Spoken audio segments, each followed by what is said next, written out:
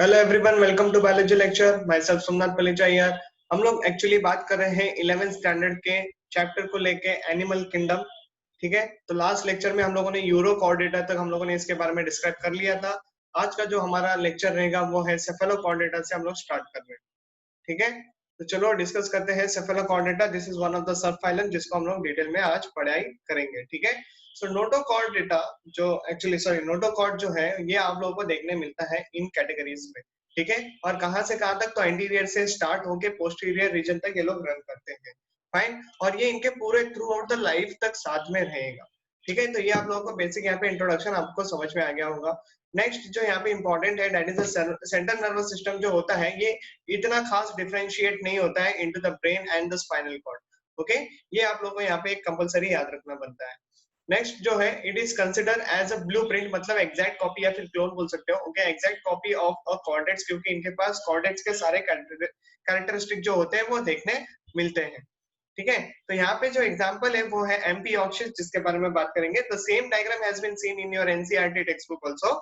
ठीक है, तो अभी ये जो एनसीईआरटी का डायग्राम जो आप लोगों के स्क्रीन पे है यहाँ पे काफी अच्छा लेबल मैनर में दिखाया गया है, तो आपको इसको समझना है क्योंकि ये बेसिक स्ट्रक्चर है जिसको आगे जाके हम लोग थोड़ा सा अपडेट करने वाले हैं और नई नई कैटेगरीज को समझेंगे, नई कैरेक्टरिस्टिक को पढ़ेंगे। ठीक है, तो यहाँ पे आप लोग देख सकते हो ये फिश लाइक बॉडी अपीयरेंस दिखा रहा है कि नहीं। कंप्लीट फिश लाइक बॉडी, जो आगे जो ये एलिवेटेड स्ट्रक्चर आप देख पा रहे हो इसको हम लोग रोस्ट्रम्स कहते हैं। ठीक है, रोस्ट्रम के ठीक नीचे there is a oral hood area is present, on that you can see a cilia like substance present, जिसको हम लोग कहते हैं ओरल सेराई, जो कि सेंसरी होते हैं। फाइन, इसके अलावा you can C dorsal notochord you can see over there. Okay, on the dorsal side a notochord is present over there, है ना। तो ये आप लोगों को कंपलसरी याद रखना है। नोटोकॉर्ड जो है ये एंटीरियर से स्टार्ट होके पोस्टीरियर रीजन तक रन करती है। फाइन, इसके अलावा what is the another thing which you should remember over here, just below the notochord there is a scale like structures present over there, है ना। ये जो scale like structures है हम लोग इसको मायोटोम्स कहते हैं। what are these myotomes? So these are actually muscles. okay, और डॉर्सल साइड में आपको डॉर्सल फिन देखने मिलेगा। ओके, कॉर्डल साइड में आपको कॉर्डल फिन देखने मिलेगा। वेंट्रल साइड में आपको वेंट्रल फिन देखने मिलेगा। Okay, now just below this myotomes muscles जो हम लोगों ने बात की, उसके नीचे we have the total 26 pairs of the gonads, okay, which are present over there. तो ये इसको स्पेशल बनाता है, ये आपको कंपलसरी यहाँ पे याद रखना है। कॉर्डल पार्ट जो होता है जहाँ पे आप लोगों ने कॉर्डल फिन पढ़ा, that is the tail part. Fine. So this is how the structure can be studied. So see myostomes जो हम लोगों ने बात की थी, these are nothing but muscles, लेकिन कौन से muscles है ये देखो, striated muscles कहते हैं हम लोग उसको। कौन से टाइप के muscles कहते हैं हम लोग उनको? striated muscles. Okay. Next, notochord is present. Okay, has pharyngeal gill slits, tail is present, central nervous system is present. इसके अलावा आप लोगों को क्या याद रखना है, तो ये जो एग्जैक्ट कॉपी ऑफ कॉर्डेक्स बोल रहा था, राइट, तो वो क्यों ऐसा नाम आया, क्योंकि ये जो कैरेक्टरिस्टिक है, चार जो पॉइंट आपके स्क्रीन पे है, जैसे कि नोटोकॉर्ड का प्रेजेंट होना, फेरेंजियल गिल स्लिट दिखाना, टेल प्रेजेंट होना, सेंट्रल नर्वस सिस्टम दिखाना, तो ये कॉर्डेट्स के कैरेक्टरिस्टिक है ना, इसलिए हम लोग इसको ये सारी बातों से डिफाइन करते हैं। फाइन, तो ये सारी हम लोग को यहाँ पे सेफेलोकॉर्डेटास में देखने मिलता ही है। Okay, next let's see the diagram very clearly. तो ये इसका एकदम प्रॉपर वे में डिफाइन किया वाला डायग्राम है। आप लोग as you can see over here we had already talked about this gonads, है ना। तो ये सारी बातें आपको यहाँ पे देखने मिलेगी, जैसे कि वेंट्रल फिन, कॉर्डल फिन, है ना, so tail like region, dorsal fin, है ना, ये सारी बातें हम लोगों ने देखी थी। Okay, so myotomes, and this is how the rostrum and the oral sera will be looking like. Okay, ये सारी बातें हम लोगों ने देखी थी डायग्राम में। this is what, तो एम्फिऑक्सिस का डायग्राम है। कभी कभी ये diagram with respect to the labeling they can ask in the examination, so you should be thorough with this kind of diagram also, जो कि बहुत ज्यादा इंपॉर्टेंट है। ओके, अभी यहाँ पे थोड़ा सा आप लोगों के सामने क्लासिफिकेशन सिस्टम ओपन कर रहा हूँ, that is with respect to the vertebrata. तो हम लोग अभी वर्टिब्रेटा वाले पार्ट में एंटर कर चुके हैं, जहाँ पे हम लोग इसको काफी अच्छे से पढ़ेंगे। तो सबको पता था, हम लोगों ने इसके बारे में बात की थी प्रीवियस लेक्चर्स में भी, कि these are divided on the basis of jaw present and absent, है ना। तो जॉलेस वाले जो होते हैं वो एक नैथोस्टोमेटा कहलाते हैं, और जो विथ जॉ होते हैं वो नैथोस्टोमेटा के नाम से पहचाने जाते हैं। ठीक है, तो अभी हम लोग के लिए स्क्रीन पे खाली एक नैथोस्टोमेटा को अभी डिटेल में पढ़ रहे हैं। राइट, नैथोस्टोमेटा को हम लोग बाद में बात करेंगे। So what are this? These are considered as the jawless vertebrates. Okay, they have the round or circular mouth which having actually a suctorial region. Okay, so suctorial funnel कहते हैं हम लोग उसको, do not have the paired appendages and exoskeletal structure जो होता है वो absent होता है. Endoskeletal structure जो उनका होता है ये cartilage का बना हुआ रहता है. Only one inner ear will be seen, that is one or the two semicircular canals will be seen and उसके अंदर, ठीक है, और 8 to 10 cranial nerves are present. तो ये कुछ ऐसे स्पेसिफिक कैरेक्टरिस्टिक है आपको जो याद रखना यहाँ पे बनता है. एग्जांपल जो हमको यहाँ पे पढ़ना है that is a petromyzon. Okay, so this is very very important example over here. अगर उसका स्ट्रक्चर के बारे में बात करें तो बट ऑब्वियसली देखो फिश जैसा स्ट्रक्चर तो है ही इसके पास, है ना. So these are what, so gill openings हम लोग उसको लेबल किए कितने होते हैं तो 6 to 15 पेयर्स, है ना. तो रेस्पिरेशन थ्रू इंटरनल गिल्स, बात समझ में आई.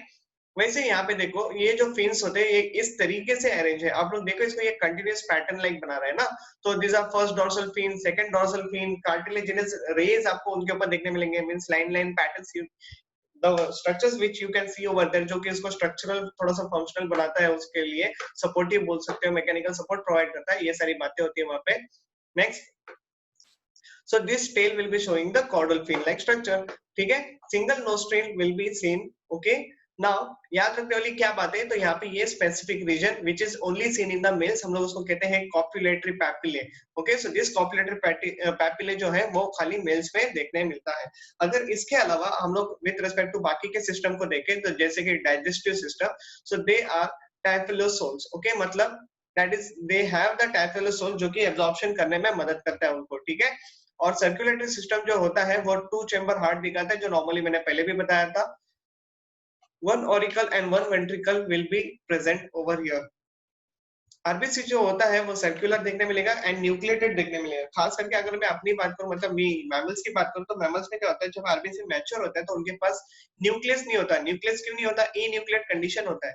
जो न्यूक्लियस होता है उसकी जगह भी हम लोग का यूज हो जाता है, मतलब जब भी देखो न्यूक्लियस गायब हो जाता है तो हम लोग उसको ई न्यूक्लियट कंडीशन कहते हैं.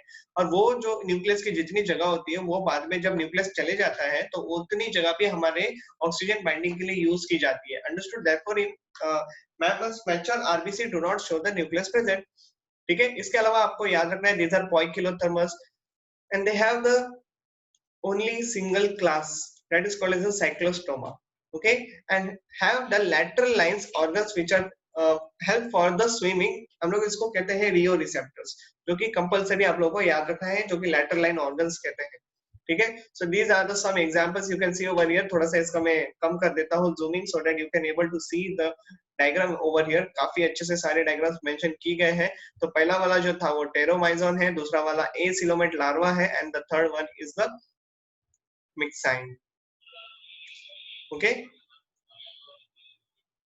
Let's proceed with the next part that is the examples. तो अभी जो आप लोगों ने मिक्साइन फिश देखा, हैग फिश जो हम लोगों ने देखा, अभी उसको कॉमनली हैग फिश कहा जाता है.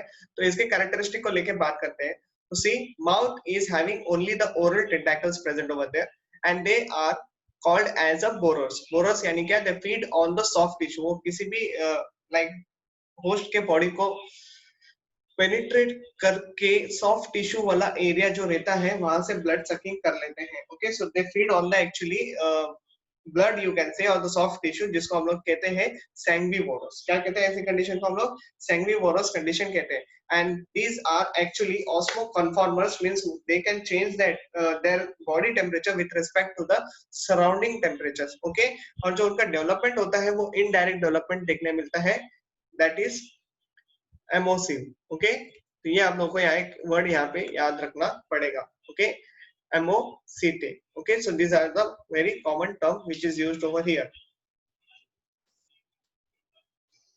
नेक्स्ट, एक नाथोस्टोमेटा के बाद हम लोग बात करेंगे नाथोस्टोमेटा को लेके, that is the mouth with jaw over there. Okay, यहाँ पे दो सुपर क्लासेस के बारे में बात चलेगी. पाइसेस यानी फिश की कैटेगरी को लेके बात चलेगी, एंड टेरापोडा जहाँ पे हम लोग बात करेंगे with respect to the limbs, hand limbs, fore limbs, ये सारी बातें यहाँ पे देखने मिलेगी, है ना. तो ये ज्यादा डेवलप रहेगा. अभी बात करते हैं पाइसेस क्लासेस को लेके. ये जो क्लासेस बनाई गई है ये based on the skeletal structure को लेके है. ओके, तो यहाँ पे देखो कॉन्ट्रिकाइटिस एंड ऑस्टियोकाइटिस आप लोगों के सामने दो क्लासेस आ जाती है.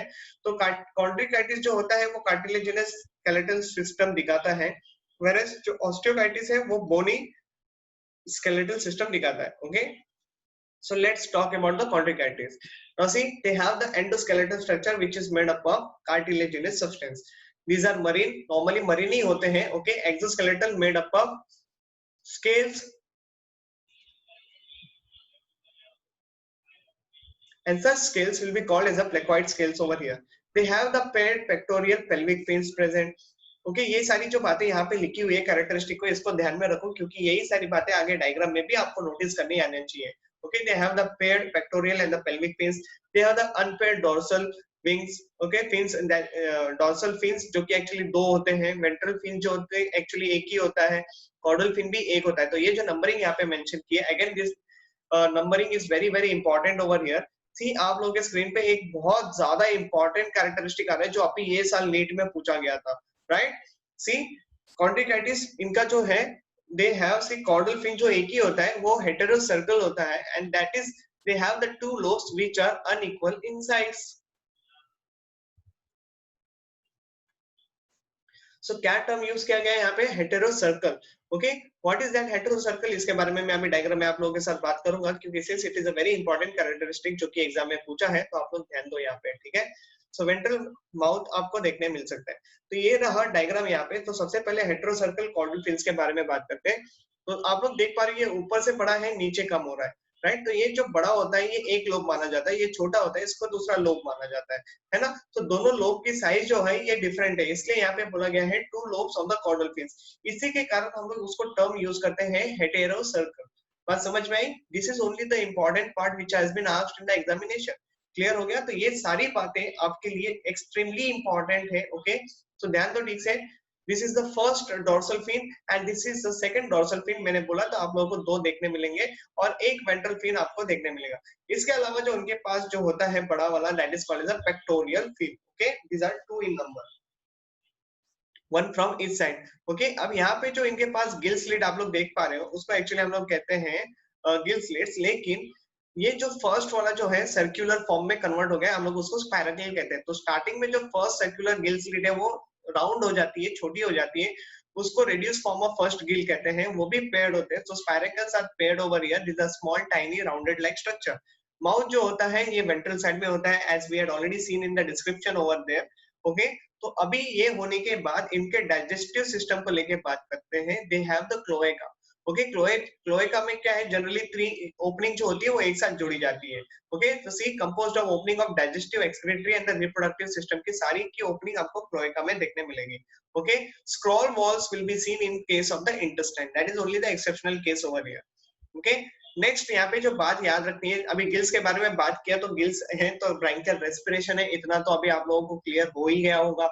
ओके गिल स्लिट तो कितने हैं 5 to 7 गिल स्लिट्स आपको देखने मिलेंगे.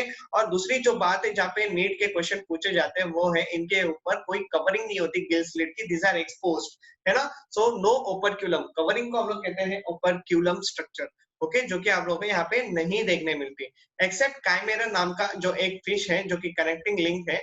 इसी को माना जाता है कि उसके ऊपर ओपरक्यूलम सब्सटेंस हमको देखने मिलता है कवरिंग देखने मिलता है. ठीक है अभी सर्कुलेटरी सिस्टम को लेके आगे बात करते हैं. सारे फिश के बारे में एक चीज कॉमन है कि they are showing the two chambered heart. Okay तो यहाँ पे देखो क्या क्या बातें आएगी. साइनस वेनोसस कोनस आर्टेरियोसस है ना. ये सारी बातें यहाँ पे आएगी. तो what is this sinus venosus conus arteriosus these are considered as accessory chambers present over here.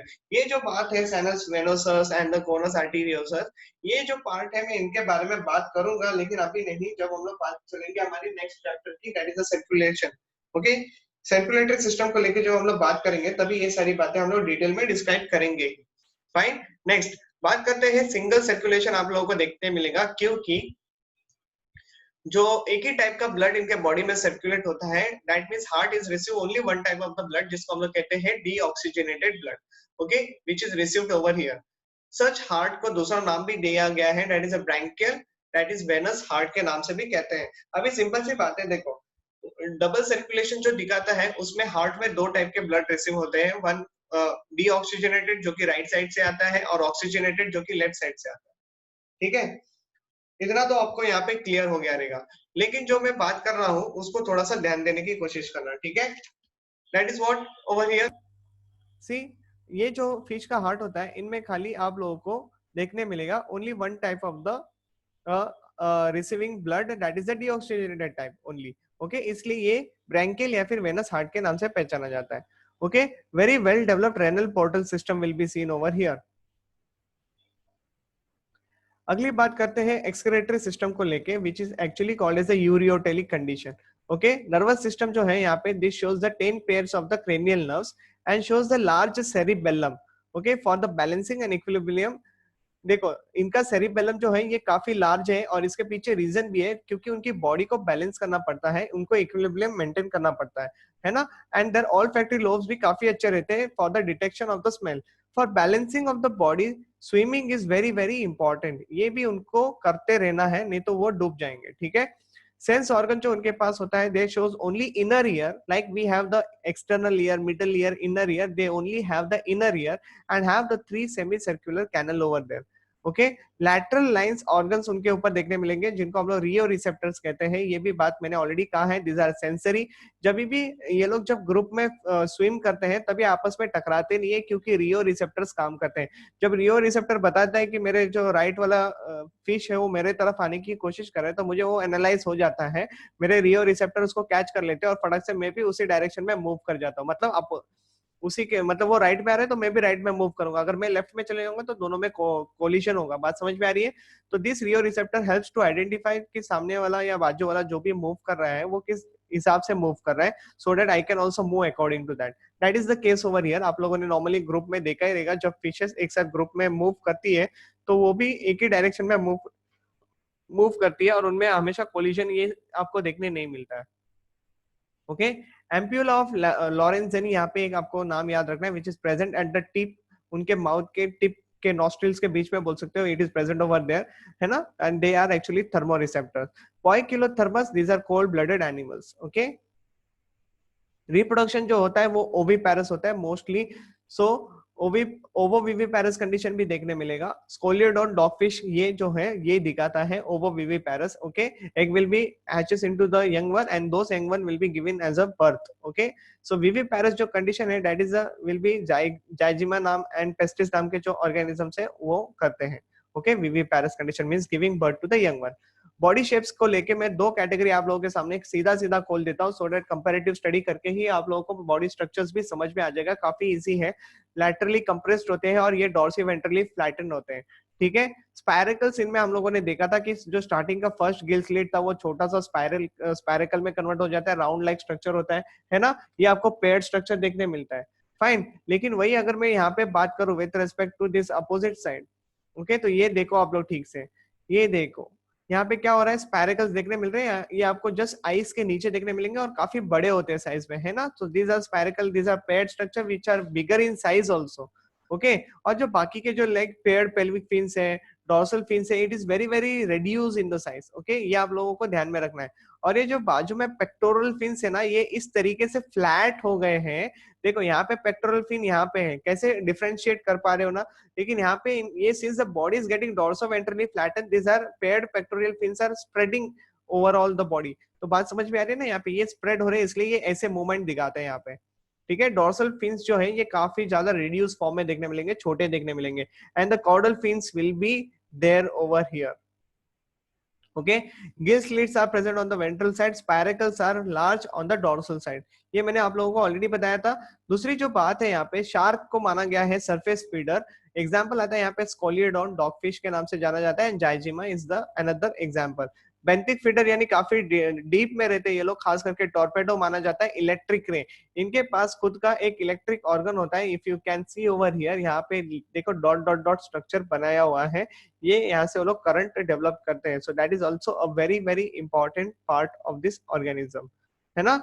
तो अभी नेक्स्ट जो आता है आपके सामने example, that is called as scoliodon, जिसको हम लोग इंडियन शार्क के नाम से कहते हैं या फिर डॉग फिश के नाम से पहचानते हैं। So this shows the 5 pairs of the gill slit. First dorsal fin is a large and the second one will be the small actually. Oil extracted from the livers, okay, shark liver oil हम लोग उसको कहते हैं। Skin is used as a abrasive which is known as a shark green, okay, ovoviviparous condition दिखाती है। Just बाकी के सारे जनरल कैरेक्टरिस्टिक है।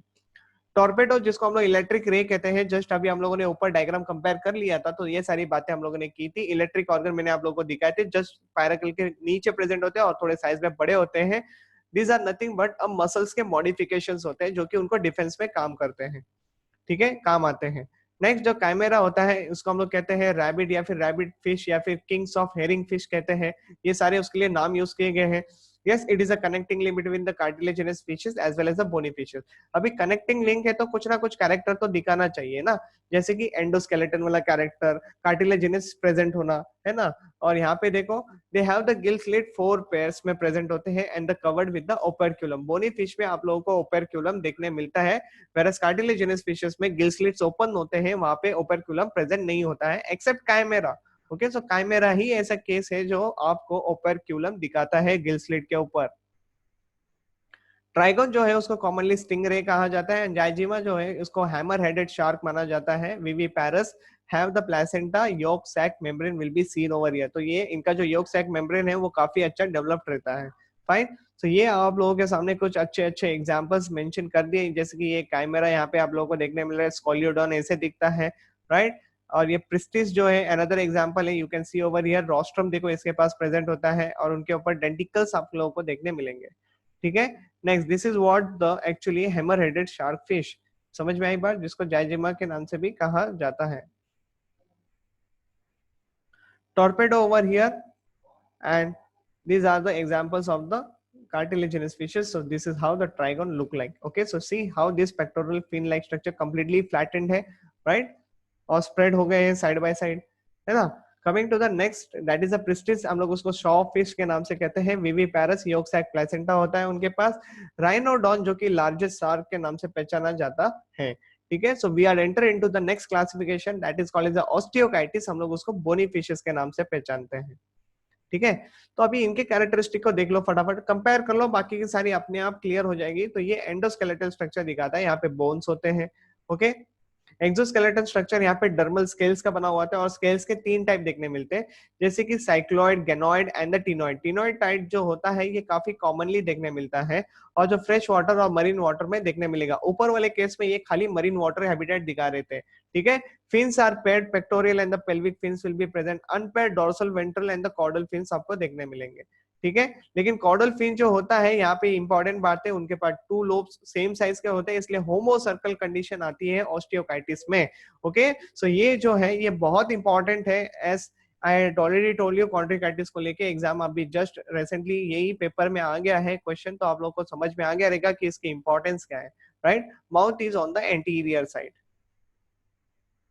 डाइजेस्टिव सिस्टम के बारे में बात करते हैं। दे have the anus and they do not have the scroll wall which I had already told you, जो कि हम लोग को ऊपर वाले केस में कॉन्ट्रिकाइटिस में इंटेस्टाइन में देखने मिला था, ओके। So teeth are homodont, polyphyodont and acrodont. Homodont यानी सबकी साइज सेम रहेगी, पॉलीफायोडोंट का मतलब है अगर एक बार गिर जाएंगे तो फिर से रीग्रो होने की एबिलिटी दिखाते हैं।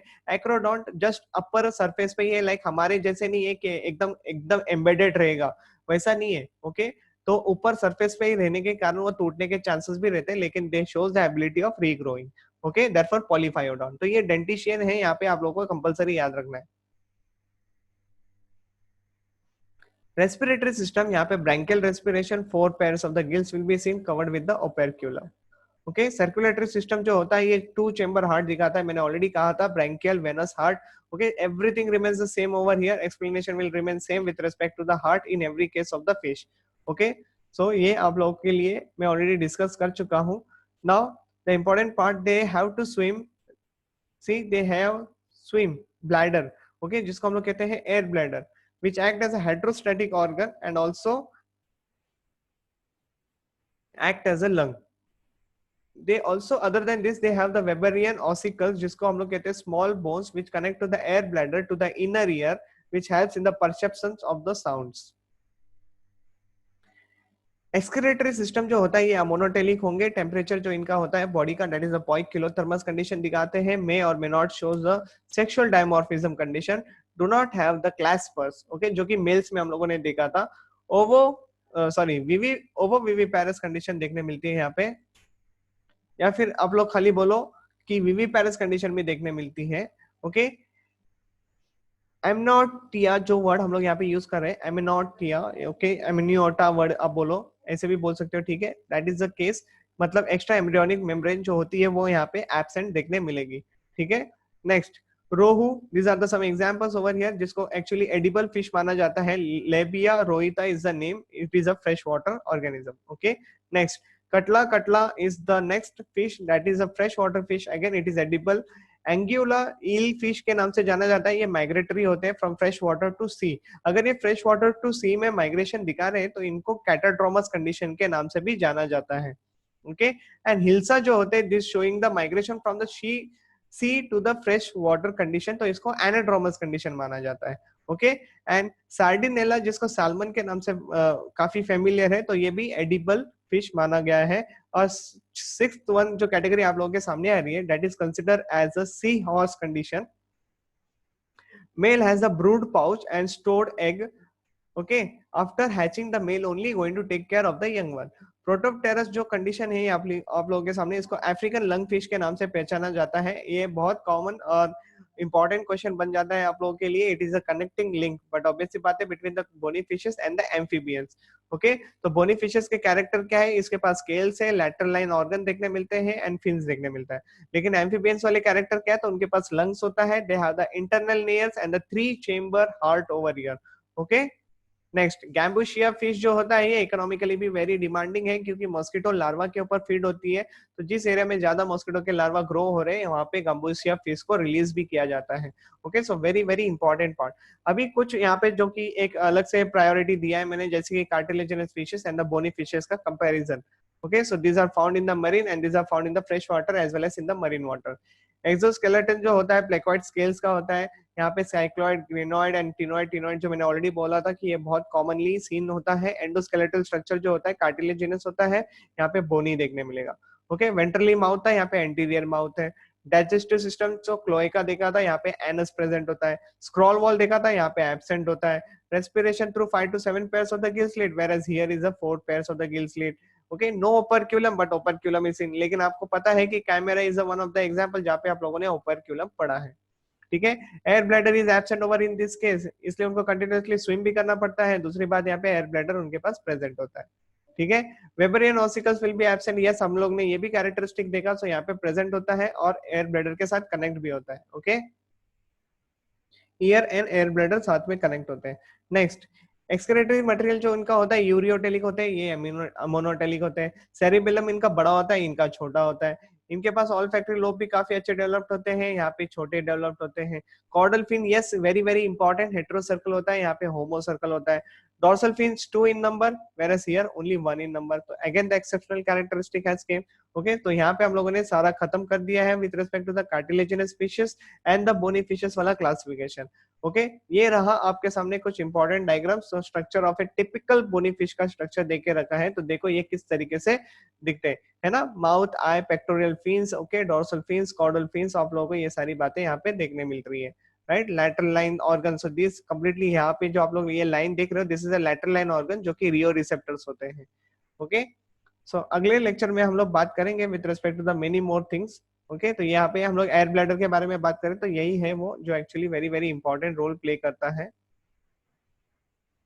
बोनी फिशेस में. And these are the members of the bony fishes. Okay, so see, this is what the katla we had discussed over here. This is how the angula look like, है ना. This is how the labia rohita look like. उसके अलावा this is how the sea horse, hippocampus, हम लोग इसके साथ तो काफी familiar रहेंगे, है ना. So this is how the gambusia fish look like. So these are all the different types of the examples over here. और इसके साथ में ये जो लंग फिशेस के कुछ एग्जांपल्स तुम्हारे स्क्रीन पे आ रहे हैं, lepidosiren, protopterus and the neoceratodus. Okay, so these are the examples. Actually यहाँ पे है वो प्रॉपर्ली स्कैन नहीं हुआ है, लेकिन आप लोगों को नीचे देखने मिलेगा. So these are the diagrams over here. See, neoceratodus and then lepidosiren and then protopterus. Okay, these are the 3 lung fishes के एग्जांपल्स हैं, उनके विद फोटोग्राफ्स. तो आप लोगों को ये कंपलसरी याद रखना बनता है, क्योंकि ये इवोल्यूशन वाले पार्ट में भी आप लोगों को फिर से पढ़ने मिलेंगे क्लास 12th वाला टॉपिक. ठीक है, क्लास एम्फीबिया से मैं आप लोगों के सामने नेक्स्ट लेक्चर से डिस्कस करूंगा. फाइन, तभी के लिए आप लोग अपना लेक्चर्स ठीक से सुनो और नोट्स बनाओ, और एनसीईआरटी टेक्स्ट बुक को पढ़ना मत भूलना. That is very very important for you, क्योंकि सिलेबस ही तुम्हारा एनसीईआरटी है. ओके.